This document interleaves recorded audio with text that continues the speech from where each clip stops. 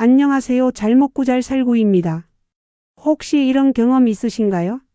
밥은 분명 맛있게 먹었는데 조금만 지나면 배가 더부룩하고 옷 단추가 조여오고 심지어 배에서 꾸르륵 연주가 시작되는 그 느낌. 그럴 때 대부분은 내가 요즘 스트레스를 많이 받나 하고 넘기죠. 근데 사실 장이 하는 말일 수도 있습니다. 나 지금 좀 힘들어. 소화 좀 쉬고 싶어. 오늘은 그 장의 속삭임에 귀를 기울이는 이야기, 바로 조포드맵 식단에 대해 아주 깊고 천천히 이야기해 보려 합니다. 이건 단순한 유행 식단이 아니라 속이 진짜 편해지는 과학적인 방법이에요. 첫 번째로 포드맵이 뭐냐면요.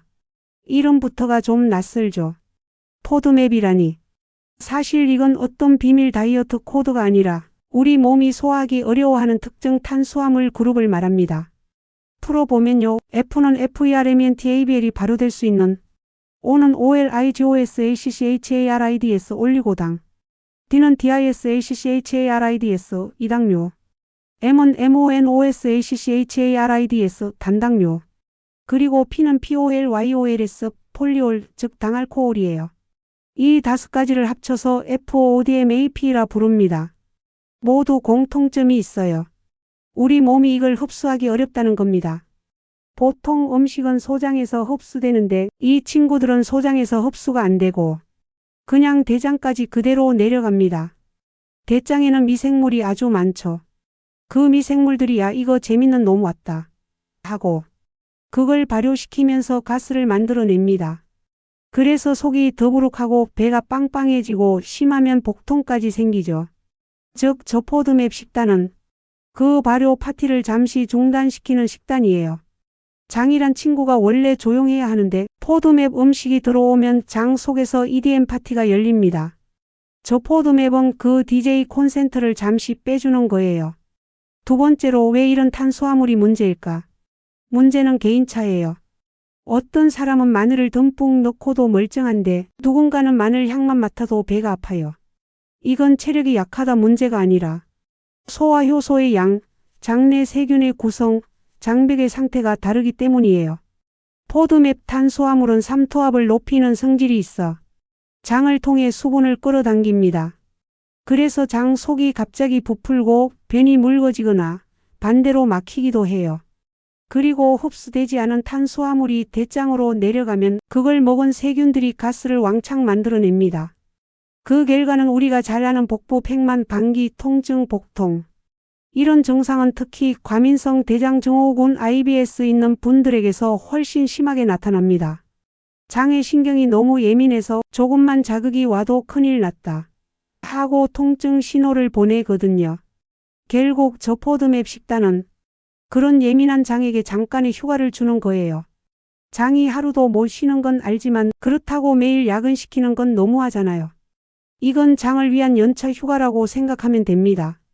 세 번째로 포드맵이 많은 음식은 어떤 걸까? 이 부분이 정말 중요해요. 왜냐면 좋은 음식이 항상 나에게 좋은 음식은 아니기 때문입니다. 대표적인 고포드맵 음식에는 양파, 마늘, 콩, 사과, 백, 꿀, 우유, 밀가루, 브로콜리, 버섯, 복숭아, 자일리톨, 껌 등이 있습니다. 예를 들어 양파는 프리바이오틱스가 많아서 장에 좋다고 알려져 있죠. 하지만 장이 이미 예민한 사람에겐 이게 오히려 폭탄이에요.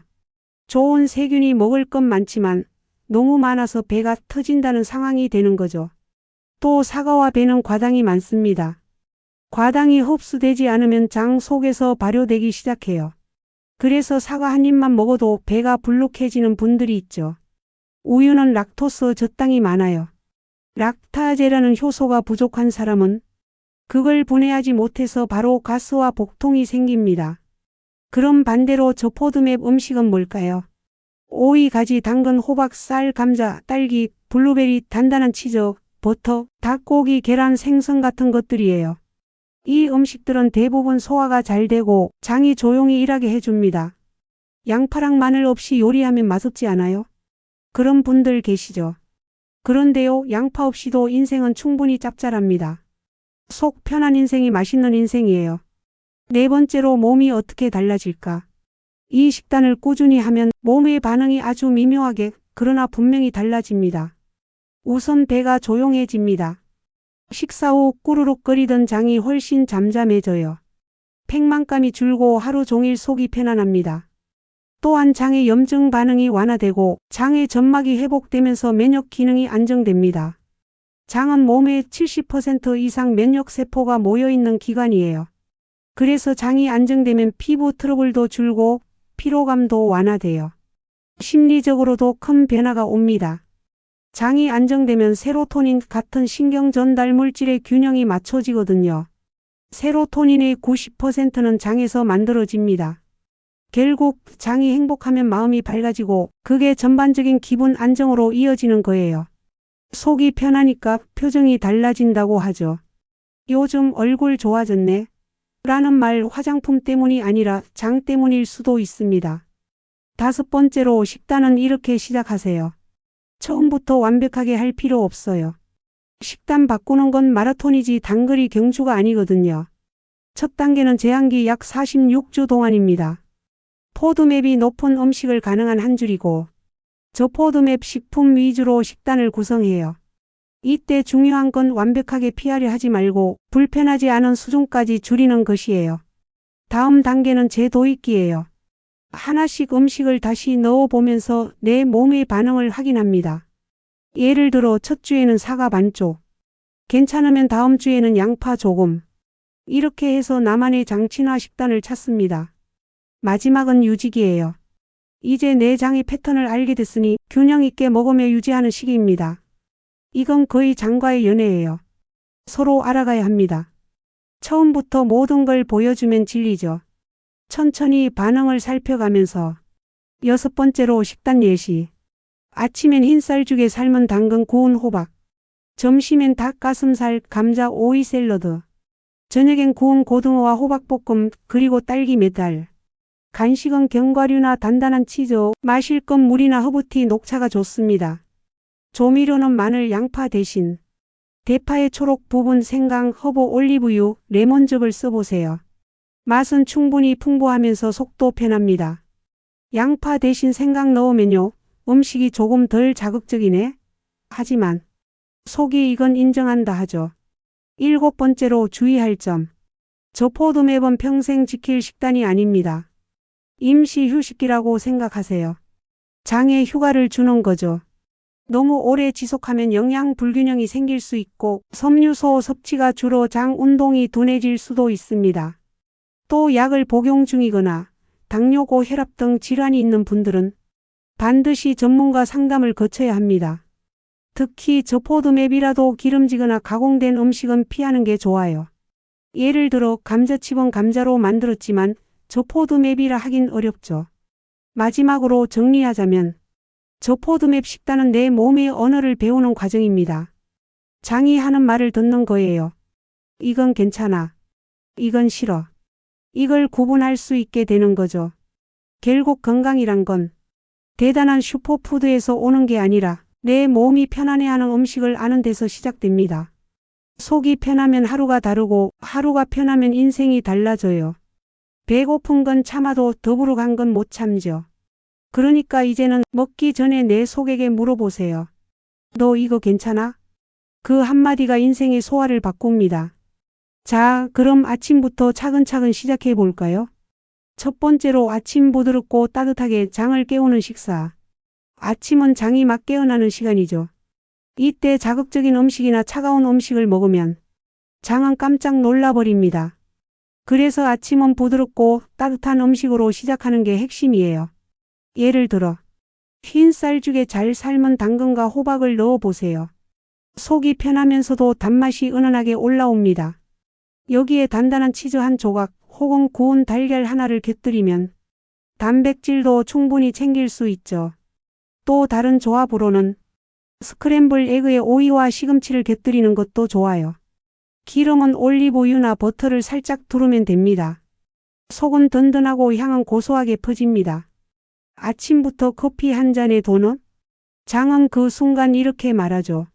나 아직 출근 안 했는데 왜 일을 시켜? 2번째로 점심 든든하게 하지만 부담 없이. 점심은 하루 에너지를 채우는 시간이죠. 하지만 많은 분들이 점심 후 배불러서 졸림을 느껴요. 그건 음식이 아니라 소화에 온 에너지를 몰아준 탓이에요. 저 포드맵 점심은 배는 든든하지만 속은 가볍게 유지하는 게 포인트예요. 대표 메뉴는 구운 닭 가슴살에 오이와 애호박, 브로콜리로 만든 샐러드. 드레싱은 올리브유, 소금, 레몬즙만으로 충분합니다. 상큼하면서도 깔끔하죠. 밥은 흰쌀밥보다는 잡곡 중에서도 포드맵이 낮은 현미나 기리를 아주 소량 곁들이면 좋아요. 탄수화물이 완전히 빠지면 피로감이 올 수 있거든요. 또는 구운 연어에 구운 채소, 그리고 감자 반쪽 정도도 아주 좋은 점심 식단이에요.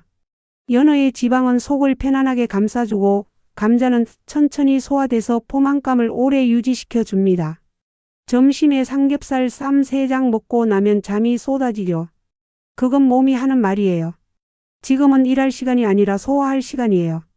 세 번째로 저녁 하루를 마무리하는 편안한 한 끼. 저녁은 장에게 오늘도 수고했어 하는 시간이에요. 그래서 부담이 적고 소화가 빠른 음식을 먹는 게 좋아요. 예를 들어 고등어 구이 한 토막, 애호박 볶음, 가지무침, 흰쌀밥 한 숟가락. 이렇게만 먹어도 영양 밸런스가 아주 잘 맞습니다. 지방, 단백질, 섬유질이 고르게 들어있죠.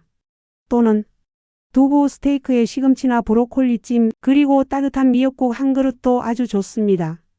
저 포드맵 식단에서는 미역, 다시마, 김 같은 해조류도 부담이 적어요. 배가 너무 고프면 견과류 한 줌이나 블루베리 몇 달로 마무리해도 충분합니다. 저녁에 배고프다고 라면 끓이면요. 장은 속삭입니다. 나 이제 퇴근하려고 했는데 야근이야? 네 번째로 간식과 음료 조금만 그리고 똑똑하게. 저 포드맵 식단에서도 간식은 가능합니다. 단 양보다 질이에요. 간식으로는 아몬드, 마카다미아, 단단한 치즈, 삶은 달걀, 오이 스틱이 좋아요. 입이 심심할 때 딱 좋고 속도 전혀 불편하지 않습니다. 음료는 물, 보리차, 루이보스티, 허브티가 좋아요. 커피는 블랙으로 하루 한 잔 정도면 괜찮습니다. 우유 대신 락토프리 우유나 아몬드 밀크로 바꿔보세요. 커피 믹스 3잔 마시고 속 쓰리면 장은 말하죠. 그건 커피가 아니라 달콤한 숙제야. 다섯 번째로 하루 루틴 팁 속이 좋아하는 습관 만들기.